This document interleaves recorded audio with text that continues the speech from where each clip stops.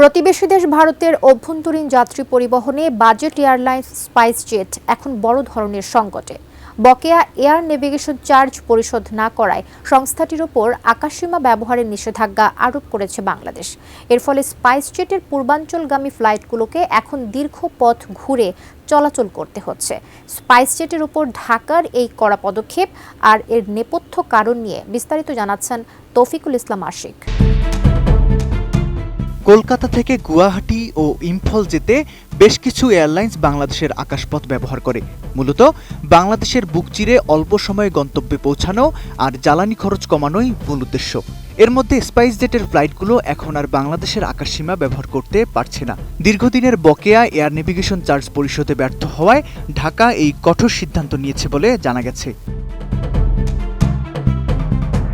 আন্তর্জাতিক নিয়ম অনুযায়ী কোনো দেশের আকাশপথ ব্যবহার করলে সেই দেশ সংশ্লিষ্ট এয়ারলাইন্সকে বেশ কিছু কারিগরি সেবা প্রদান করে। এর মধ্যে রয়েছে রাডার ও নেভিগেশনাল ফেসিলিটিস, এয়ার ট্রাফিক কন্ট্রোলারের নির্দেশনা এবং তাৎক্ষণিক আবহাওয়ার তথ্য। এই সেবার বিপরীতে প্রতিটি এয়ারলাইন্সকে ফ্লাইং ওভার চার্জ বা ফি পরিশোধ করতে হয়। উড়োজাহাজের আকার ভেদে এই চার্জের পরিমাণ $150 থেকে $500 পর্যন্ত হতে পারে। প্রতিটি ফ্লাইটের রাডার রেকর্ড অনুযায়ী মাস শেষে সংশ্লিষ্ট এয়ারলাইন্সের কাছে বিল পাঠানো হয়।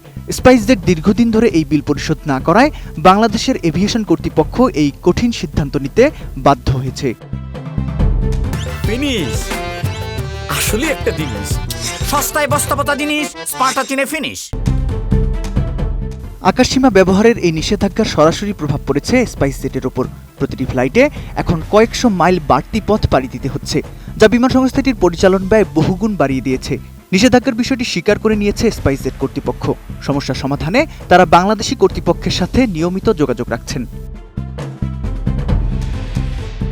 তবে স্পাইসজেটের জন্য এই সময়টি মোটেও ভালো যাচ্ছে না। 2025 সালের ডিসেম্বর শেষে সংস্থাটি 269 কোটি রুপির বেশি নিট লোকসানের কথা জানিয়েছে। আর্থিক চাপের এই মুহূর্তে বাংলাদেশের আকাশপথ হারানো মানে হলো জ্বালানি খরচ বেড়ে যাওয়া এবং যাত্রী সেবায় বড় ধরনের বিঘ্ন ঘটা। এরই প্রভাব পড়েছে শেয়ার বাজারেও। বৃহস্পতিবার মুম্বাই স্টক এক্সচেঞ্জে স্পাইসজেটের শেয়ারের দর প্রায় 1% পড়ে গেছে। বিশেষজ্ঞরা বলছেন, স্বল্প দূরত্বের পূর্বাঞ্চলীয় রুটে সময় ও জ্বালানি সাশ্রয়ের জন্য বাংলাদেশের ওভারফ্লাইট অনুমতি অত্যন্ত গুরুত্বপূর্ণ। এই নিষেধাজ্ঞা দীর্ঘায়িত হলে স্পাইসজেটের জন্য প্রতিযোগিতামূলক বাজারে টিকে থাকা কঠিন হয়ে পড়বে।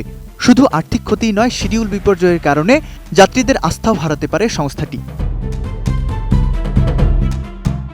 আর্থিক তহবিল সংগ্রহের মাধ্যমে নিজেদের পুনর্গঠনের চেষ্টা করছিল স্পাইসজেট। বকেয়া বিলের দায়ে প্রতিবেশী দেশের আকাশসীমা হারানো সেই চেষ্টায় বড় বাধা হয়ে দাঁড়িয়েছে। এখন দেখার বিষয় কত দ্রুত স্পাইসজেট তাদের বকেয়া পরিশোধ করে বাংলাদেশের আকাশপথে পুনরায় ফেরার অনুমতি পায়।